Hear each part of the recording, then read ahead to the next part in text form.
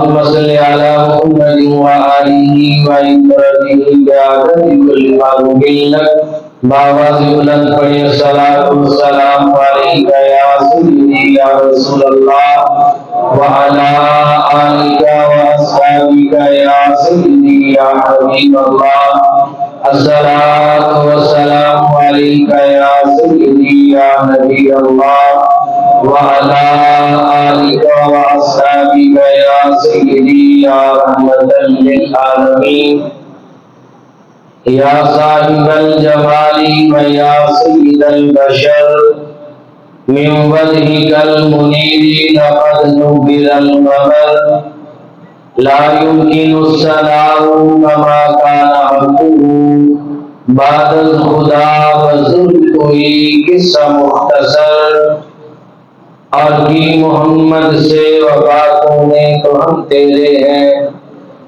یہ جہاں چیز ہے کیا لوح و قلم تیرے ہیں اللہ رب العزت کی حمد و ثنا کے بعد آقا دو جہان سرور انبیاء مالک کون و مکان مالک ارض و سما ہادی سبل مولائے کل حضور شہنشاہ کائنات شہنشاہ مدینہ جناب احمد مصطفیٰ محمد مصطفیٰ صلی اللہ علیہ وآلہ وسلم کے حضور ناز میں اپنی محبتوں عقیدتوں ارادتوں اور جہدوں کا خراج پیش کرنے کے بعد سامعین و حاضرین السلام علیکم ورحمۃ اللہ وبرکاتہ۔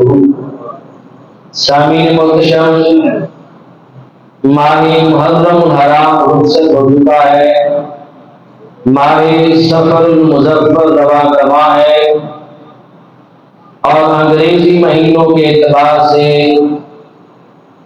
جشن آزادی کا مہینہ اگست کا مہینہ رواں دواں ہے، جس ماہ مقدس میں اللہ تبارک و تعالیٰ نے مسلمانوں کو اور اس خطے میں بسنے والوں کو آزادی کی عظیم نعمت سے مالا مال فرمایا۔ خالق کائنات نے قرآن مجید میں سورہ کافرون میں دو نظریے بیان فرمائے ہیں۔ فرمایا لکم دینکم، تمہارے لیے تمہارا دین ہے، والی دین، اور ہمارے لیے ہمارا دین۔ یہ آیت کریمہ دو قوموں کے الگ الگ نظریوں کی بنیاد ہے۔ اسی طرح پاکستان جو ایک عظیم وطن ہے، عظیم خطہ ہے، عظیم ملک ہے، جس وطن اور جس خطے سے حضور علیہ السلام کو بھی انس اور محبت ہے، اس وطن عظیم کو بھی دو قومی نظریے کی بنیاد پر حاصل کیا گیا، اور دو قومی نظریے کی بنیاد پر حاصل ہونے والا دوسرا بڑا ملک پاکستان ہے۔ ملک پاکستان آقا دو جہان صلی اللہ علیہ وآلہ وسلم کا براہ راست پیغام ہے۔ اس وطن میں تاجدار کائنات سرور انبیاء صلی اللہ علیہ وآلہ وسلم کی امت کے بڑے بڑے چشم و چراغ حضور داتا حجویری رحمۃ اللہ تعالی علیہ جیسے، خواجہ معین الدین چشتی اجمیری رحمۃ اللہ تعالی علیہ جیسے بڑے بڑے مرد کلندر اس وطن عزیز میں موجود ہیں۔ یہ وطن عزیز جب متحدہ ہندوستان تھا تو 100 سال کے قریب غالباً انگریز کی حکومت رہی، اور متحدہ پاکستان متحدہ ہند میں 100 سال تک انگریز نے ہندوؤں پر اور مسلمانوں پر اپنا قبضہ جمائے رکھا۔ جب ان کی غلامی سے آزادی کا وقت آیا تو ہندوستان کے مسلمان اور ہندو وہاں کے رہنے والے لوگ دو حصوں میں تقسیم ہو گئے۔ ایک حصے والے کہنے لگے کہ ہم مل کر یہاں سے انگریز کو نکالیں گے اور اس کے بعد ایک ہی وطن کے اندر سارے رہیں گے اور وطن ہم سب کا متحد رہے گا، ہم ایک قوم بن کر رہیں گے۔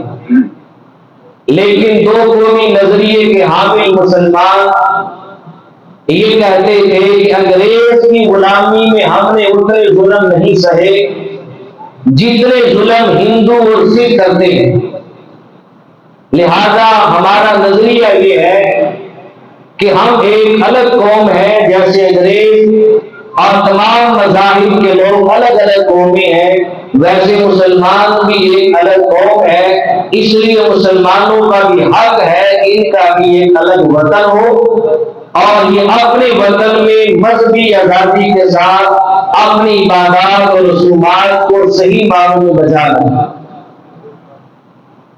بہرحال آزادی کی تحریکیں چلی، انگریز کو یہاں سے نکال دیا گیا۔ بعد میں مسلمانوں نے 23 مارچ 1940 کو لاہور میں مینار پاکستان کے تلے قرارداد پاکستان پیش کی گئی۔ اس کے بعد پھر 7 سال تک لگاتار پاکستان بنانے کے لیے ہمارے اسلاف نے، ہمارے بڑوں نے جو کاوشیں کی، جو قربانیاں دی، جو تغذو کی، جو جد و جہد کی اور جو مشقتیں اٹھائی، جتنی محنت کی، تاریخ میں ہر چیز موجود ہے۔ آج ہم ملک پاکستان کو کھا رہے ہیں، اس وطن کی قدر اور قیمت کو ہم نہیں جانتے۔ ہمارے اسلاف نے کیسے اپنی گردنیں کٹائی تھی اور 10 لاکھ شہیدوں نے اپنا لہو پیش کیا تھا اس ملک کی تعمیر میں۔ سینکڑوں گھر اجڑے تھے، ماؤں کی گردنیں کٹی تھی، بچے ماؤں سے جدا کیے گئے تھے، بیٹیوں اور بہنوں کی عزتیں لوٹی تھی۔ اتنی قربانیوں کی لمبی داستان کے بعد جا کر یہ ملک پاکستان اللہ پاک نے ہمیں عطا فرمایا۔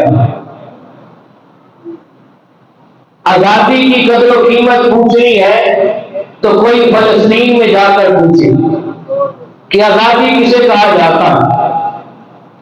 آزادی کی قدر و قیمت پوچھنی ہے تو کوئی برما کے کٹتے ہوئے مسلمانوں سے جا کر پوچھے کہ آزادی کس چیز کا نام ہے۔ میرے بھائی، آزادی پوچھنی ہے تو کوئی کشمیر کے بے سر و سامان مسلمانوں سے پوچھے جا کر آزادی کسے کہا جاتا ہے۔ نعمت کی قدر اسی کو ہوتی ہے جس کے پاس وہ نعمت نہیں ہوتی، اچھی جاتی ہے۔ اور قرآن کا فیصلہ ہے جو اللہ کی نعمتوں کی قدر نہیں کرتے، کسی نہ کسی موڑ پہ جا کر یا ان سے وہ نعمت چھن جاتی ہے اور یا پھر وہ اپنا بہت بڑا نقصان کر بیٹھتے ہیں۔ ملک پاکستان اللہ کی نعمتوں میں سے عظیم تر نعمت ہے، ہمیں اس کی آزادی کی قدر کرنی چاہیے اور جب سال کے بعد آزادی کا مہینہ آئے، آزادی کا دن آئے تو ہمیں اللہ کا شکر ادا کرنا چاہیے۔ آج شکر نہیں ہوتا، آج شور شرابہ ہوتا ہے، آج نہ شکری ہوتی ہے۔ اس شکری کو بلا کر اللہ کا شکر ادا کرنا چاہیے۔ جتنی بڑی نعمت عطا ہو، شکر کا تقاضا ہے کہ شکر بھی اتنے ہی بڑے پیمانے پہ کیا جانا چاہیے۔ اگر آزادی ہر فرد کو حاصل ہے تو شکر بھی تقاضا کرتا ہے کہ اس وطن میں سانس لینے والا ہر فرد اللہ کا شکر ادا کرے اور اس وطن کی آزادی کی قدر کرے، اس کی تعمیر کی فکر کرے۔ بہرحال جب ملک پاکستان کے لیے 7 سال لگاتار 1940 کے بعد تغذر کی گئی اور 47 میں پاکستان آزاد ہونے والا ہے، پاکستان کا جب مقدمہ لڑنے کے لیے قائد اعظم محمد علی جناح رحمۃ اللہ تعالی علیہ کو عصمت عزیز کا وکیل مقرر کیا گیا، اس وقت سب سے بڑی مشکل جو پاکستان کے مقدمے میں پیش آئی، جس کی وجہ سے تاخیر ہوتی چلی گئی، وہ مشکل یہ تھی کہ علماء کا طبقہ اس وقت دو حصوں میں تقسیم ہو گیا۔ ایک حصے کے علماء نے گاندھی کی حمایت کی اور دوسرے حصے کے علماء نے قائد اعظم محمد علی جناح رحمۃ اللہ تعالی علیہ کی حمایت کی۔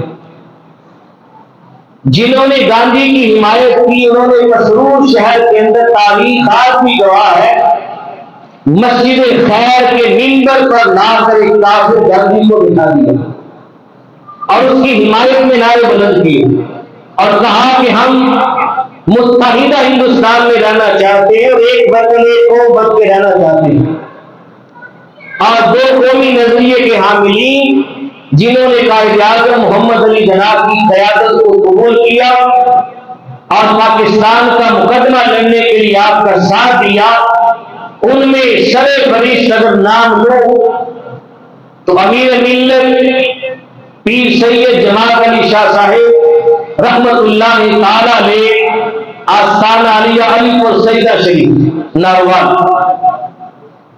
آپ نے قائد اعظم محمد علی جناح رحمت اللہ تعالی علیہ کی ہر لمحہ سپورٹ کی اور آپ نے قائد اعظم کے کندھے سے کندھا ملا کر اعلان کیا، لاکھوں کی تعداد میں آپ کا حلقہ مریدین تھا، آپ نے اعلان کیا کہ محمد علی جناح کو ووٹ نہیں دے گا، آج کے بعد وہ ہماری مریدی سے خارج ہے، آج کے بعد وہ ہمارا مرید نہیں ہے۔ پھر پیر آف مانکی شریف پشاور میں وہ آستانہ کھڑا ہوا اور قائد اعظم محمد علی جناح رحمۃ اللہ تعالی علیہ کو سہارا دیا، کندھے سے کندھا ملایا اور کہا قدم ڈگمگائے نہ ہم تمہارے پیچھے۔ پھر تاجدار گولڑا کھڑے ہوئے اور سارا آستانہ کھڑا ہوا، تاریخ گواہ ہے کہ قائد اعظم محمد علی جناح کے قدم مضبوط کیے گئے۔ پھر سیال شریف کا آستانہ کھڑا ہوا اور قائد اعظم محمد علی جناح رحمۃ اللہ تعالی علیہ کی قیادت میں سب نے تسلیم کیا کہ پاکستان بننا چاہیے۔ اسی تبادلے کے درمیان قائد اعظم محمد علی جناح رحمۃ اللہ تعالی علیہ پر بمبئی کے اندر قاتلانہ حملہ بھی ہوا۔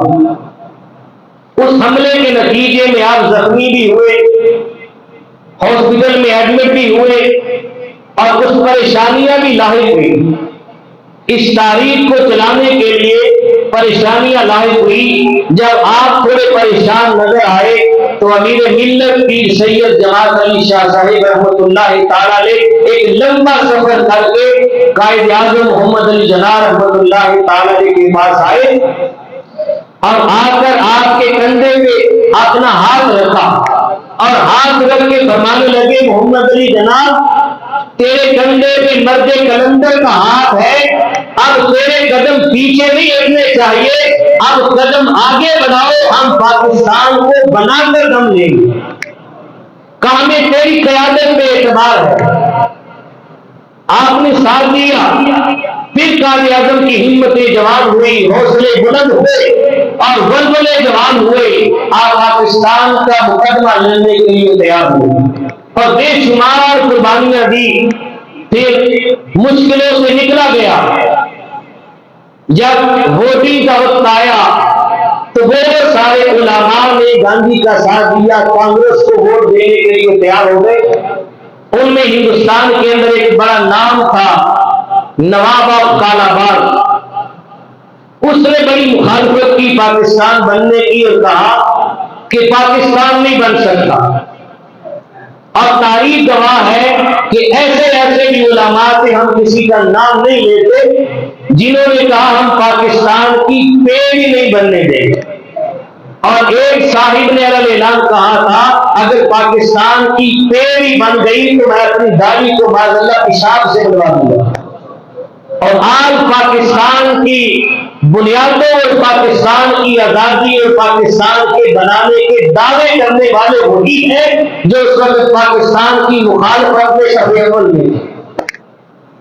آج وہی پاکستان کے بنانے کے دعوے کرتے ہیں جن بزرگوں نے پاکستان بنایا، قربانیاں دی تھی، وہ آج بھی عاجزی کا لباس اوڑھے ہوئے ہیں، اور جو پاکستان کی مخالفت میں توجہ کرتے تھے وہ آج بھی پیش ہے۔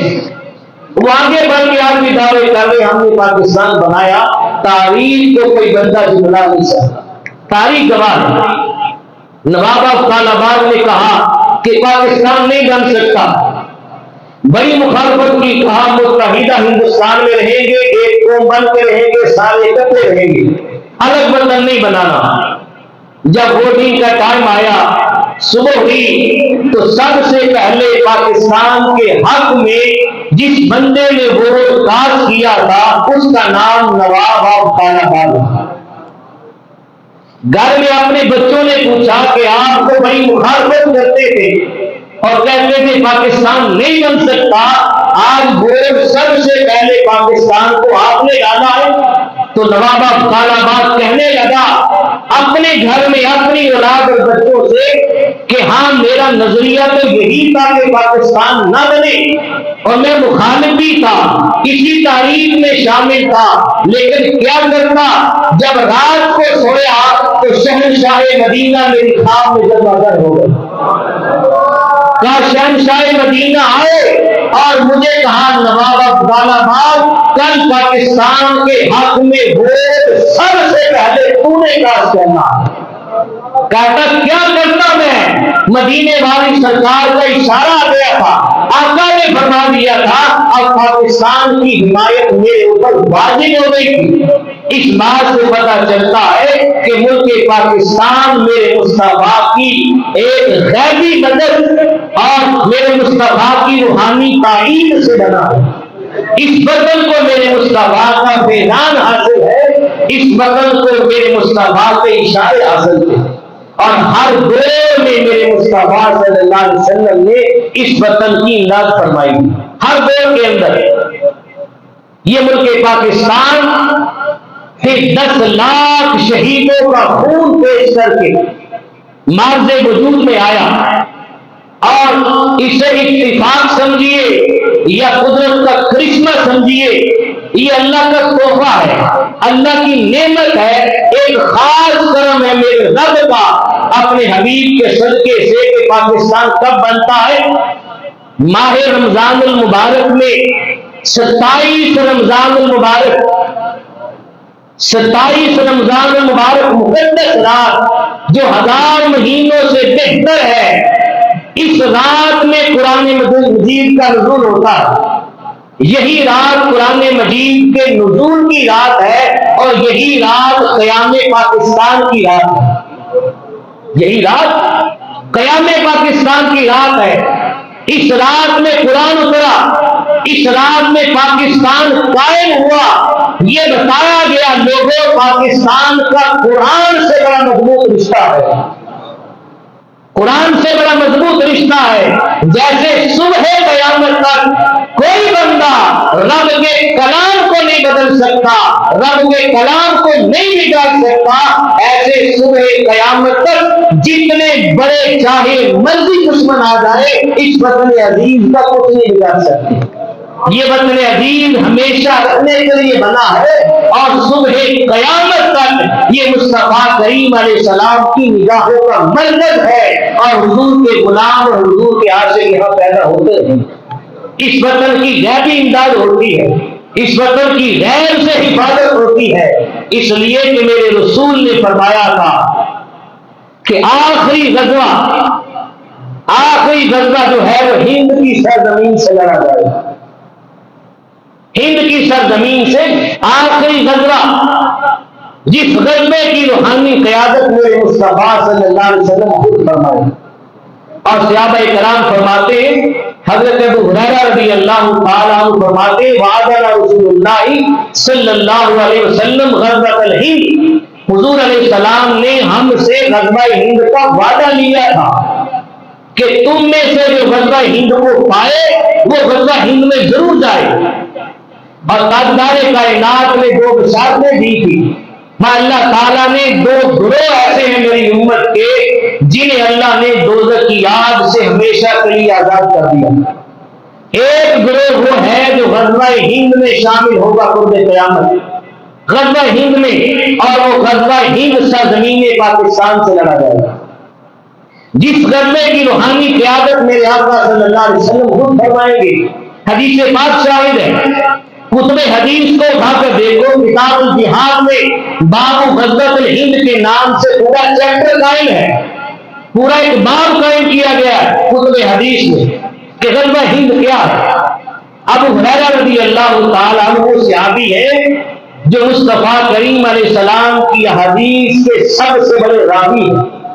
آپ غزوہ ہند کی اللہ کی بارگاہ میں دعائیں کیا کرتے تھے اور کہتے تھے فَإِنْ أَدْرَكْتُهُ أُنْفِقُ نَفْسِي وَمَالِي، اگر میں اس غزوہ ہند کو پالوں تو اپنی جان اور اپنا مال سارا قربان کر دوں گا. ان قتلت افضل الشہداء، اور اگر میں غزوہ ہند میں مارا جاؤں تو میں افضل الشہداء کہلاؤں گا، سب سے افضل شہید بن کے کہلاؤں گا میں. یہ وہی وطن ہے. امام حاکم نے روایت کیا، مولا علی شیر خدا رضی اللہ تعالیٰ عنہ روایت فرماتے ہیں کہ آقا دو جہاں صلی اللہ علیہ وسلم نے فرمایا کہ اطیب ریح فی ارض الہند، سب سے زیادہ خوشبو میرے مصطفیٰ نے جو محسوس کی ہے وہ میرے مصطفیٰ نے سرزمین ہند کی محسوس کی. سب سے زیادہ خوشبوئیں جو مجھے آتی ہیں وہ سرزمین ہند سے آتی ہیں. ہند تقسیم ہوا تو ایک حصے کا نام پاکستان ہے، سرزمین یہ بھی ہند کی ہے، اور یہاں سے میرے مصطفیٰ کو خوشبوئیں جاتی ہیں. جہاں سے مصطفیٰ کو خوشبوئیں جائیں اور اس وطن سے میرے مصطفیٰ کو انس حاصل ہو، میرے مصطفیٰ کو الفت ہو، اور جس وطن کے رہنے والے مصطفیٰ کریم کے مدینے کے عشق میں تڑپتے ہو اور روتے ہو مدینہ جانے کے لیے اور مدینے والے کے لیے، اس وطن کا صبح قیامت تک کوئی کچھ نہیں بگاڑ سکتا. یہ وطن صبح قیامت تک انشاءاللہ اللہ کے فضل سے اس روح زمین پر قائم اور دائم رہے گا. 2 قومی نظریے کی بنیاد پر حاصل کیے جانے والا دوسرا بڑا ملک پاکستان ہے، وطن پاکستان ہے. یہ وطن بڑا عظیم ہے، اس کی بڑی قدر و قیمت ہے. اللہ رب العزت کی بارگاہ میں قائد اعظم محمد علی جناح رحمۃ اللہ تعالی علیہ نے اس وطن عزیز کا مقدمہ بڑی بہادری کے ساتھ لڑا اور بڑی محنت کی، بڑی توجہ کی، اور عوام نے، مسلمانوں نے آپ کے کندھے سے کندھا ملا کے آپ کا ساتھ دیا. آزادی کی تحریکیں چلی، بہت کچھ لٹا، بڑی لمبی داستانیں ہیں. پھر جا کے ملک پاکستان مارز وجود میں آتا، ملک پاکستان ہمیں عطا ہوتا ہے.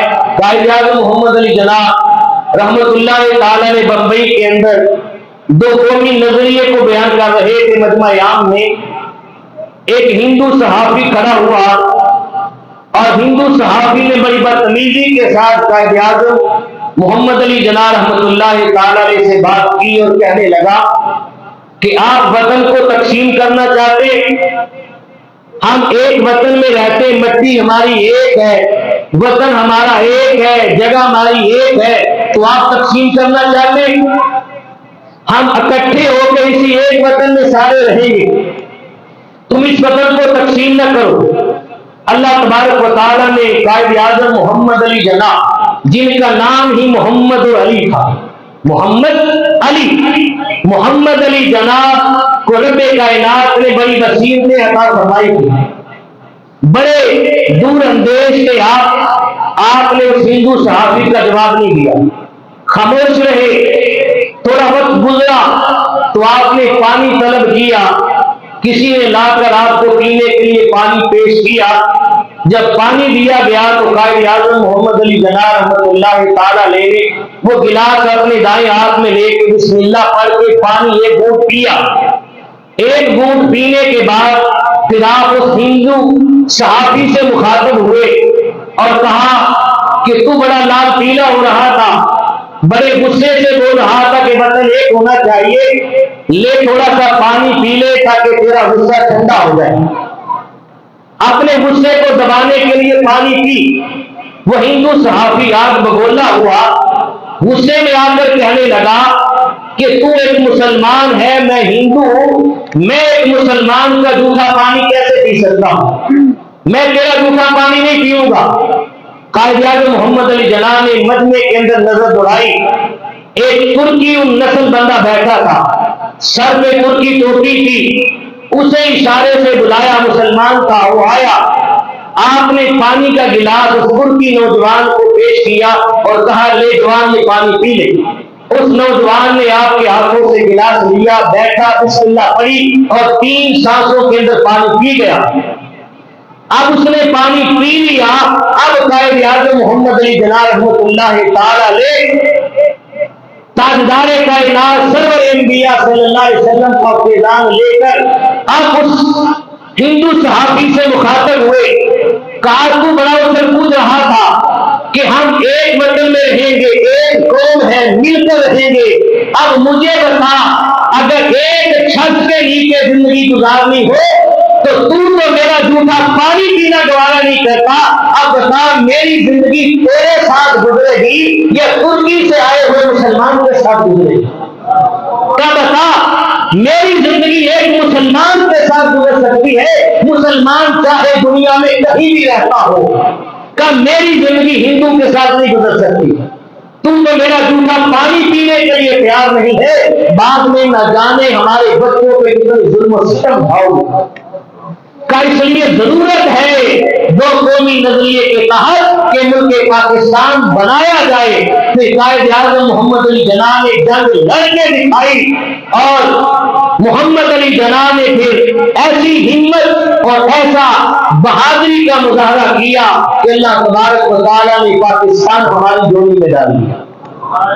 آج تک ہم اسی کا پھل کھا رہے ہیں، اسی کا پھل کھا رہے ہیں۔ یہی وجہ ہے ہمیں بنا بنایا مل گیا اور آج ہم آزادی کی قدر و قیمت کو بھول گئے، بالکل بھول گئے۔ ہم سمجھتے 14 اگست نام ہے، ترانہ پڑھ لیا اور بعد میں گلی کوچے میں ون ویلن کر لی، شور شرابہ کر لیا، باجے بجا لیے اور ہم جو ہے وہ سڑکوں پہ گھوم لیا، باتیں کر لی، نظریں اٹھا کے دوسروں کی ماں بہنوں کو دیکھ لیا، اپنے منہ رنگ سے رنگ لیے، اس کا نام آزادی ہے؟ نہیں، یہ تو غلامی ہے۔ انگریز یہی چاہتا تھا مسلمان الگ ہو کر آزادی کے ساتھ اپنی عبادت نہ کر سکے۔ آج اسرائیل کیا کر رہا ہے؟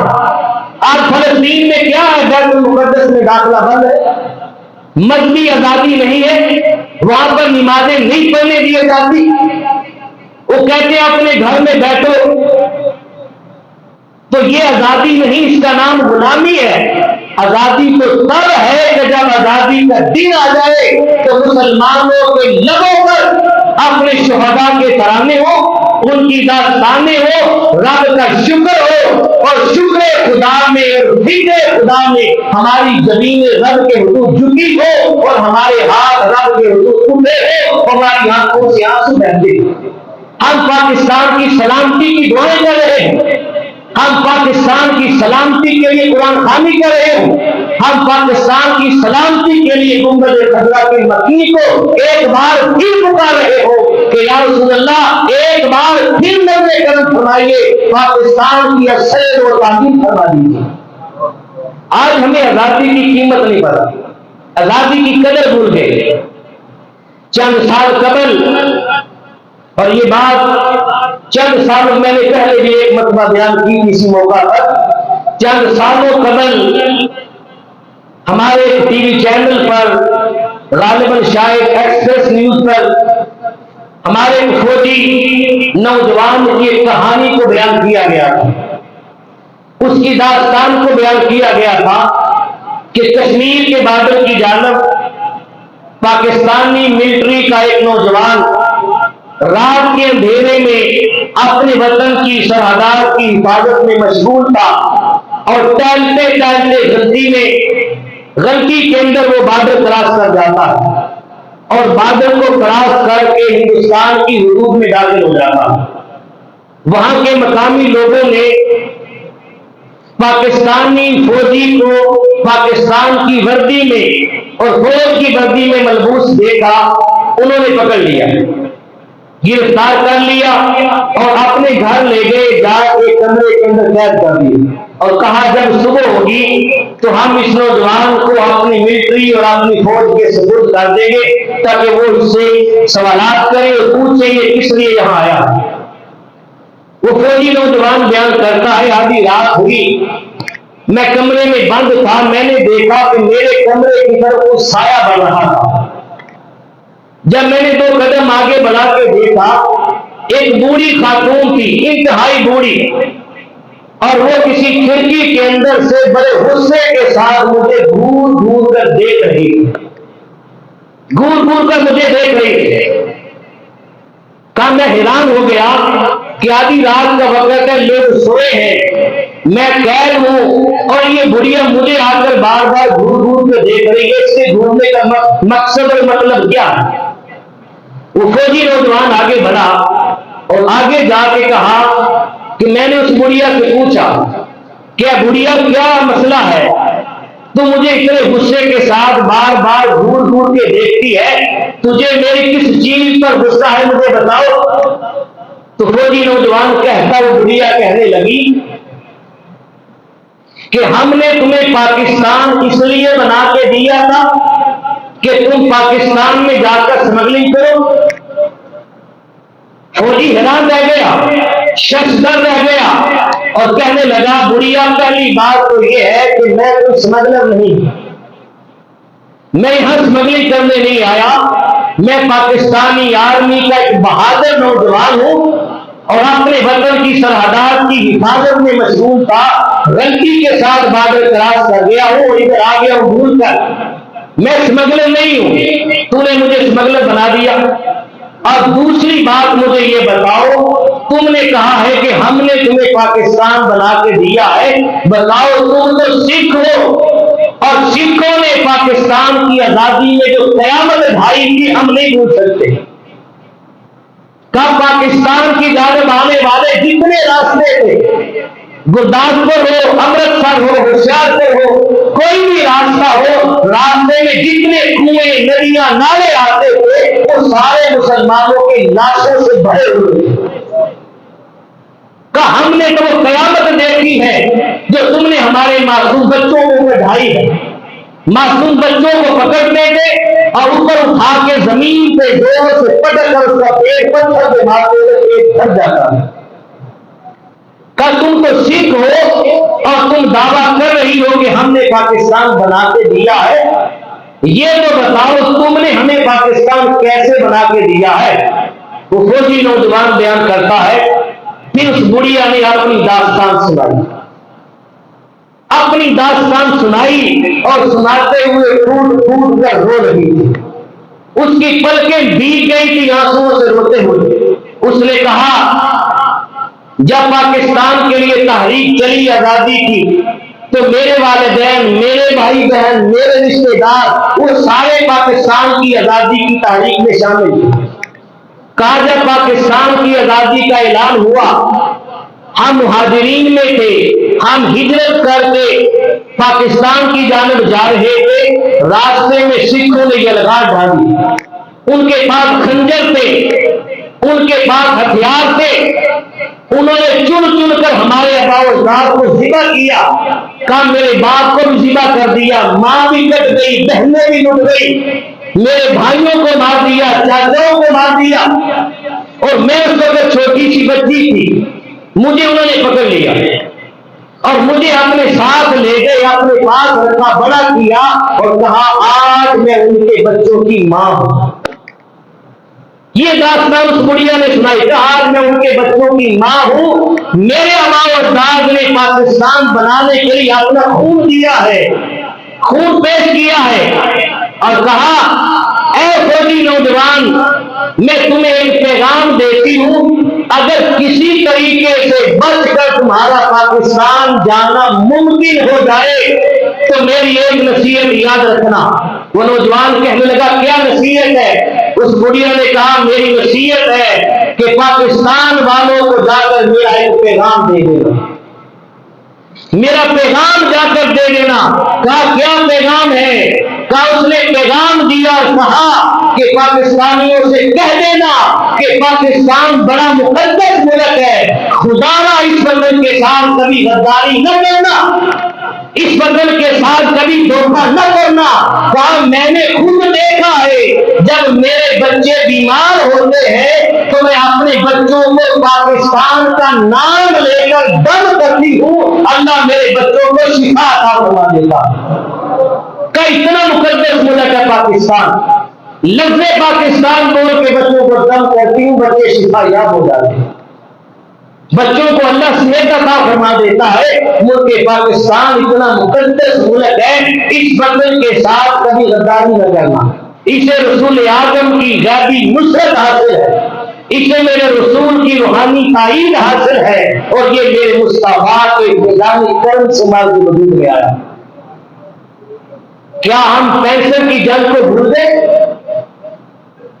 سن 65 میں جو جنگ ہوئی تھی ہندوستان اور پاکستان کے درمیان، اس وقت کے جرائد اور رسائل اور اخبارات میں یہ باتیں شائع ہوئی تھی.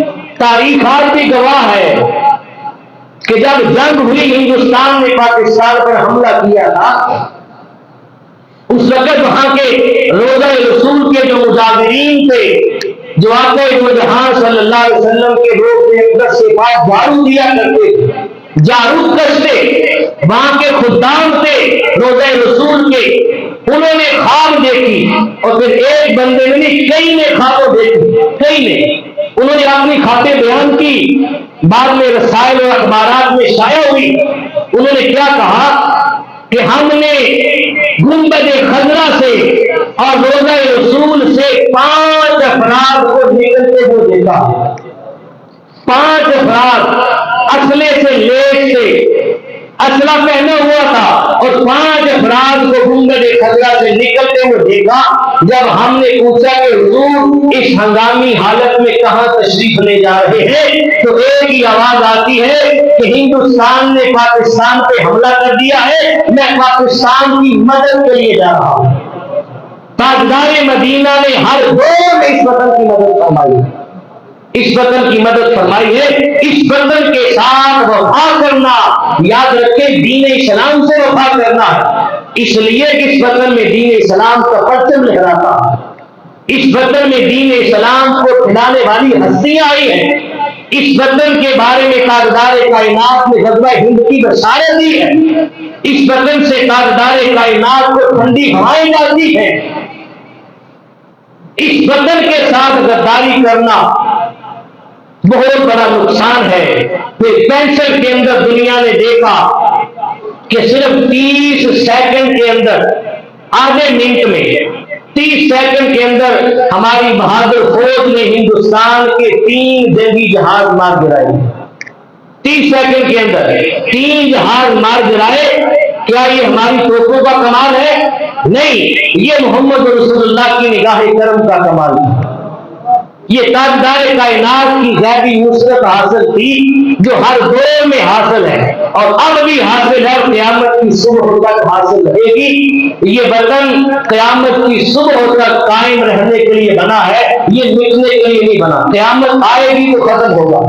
اللہ پاک نے اس وطن پہ اپنا بڑا کرم فرمایا ہے، اور 27 رمضان المبارک کو جو نزول قرآن کی رات ہے، جو نزول ملائکہ کی رات ہے، جو 1000 مہینوں سے بہتر رات ہے، اس رات میں پاکستان کا قیام فرمایا گیا. اس رات میں پاکستان کی آزادی کا اعلان کیا گیا.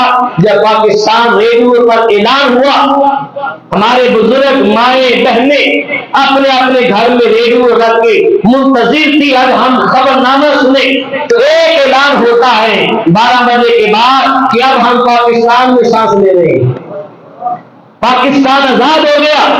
اس وقت ہمارے بزرگ کس قدر خون کا دھوئے تھے، جنہوں نے خون پیش کیا ان سے پوچھو.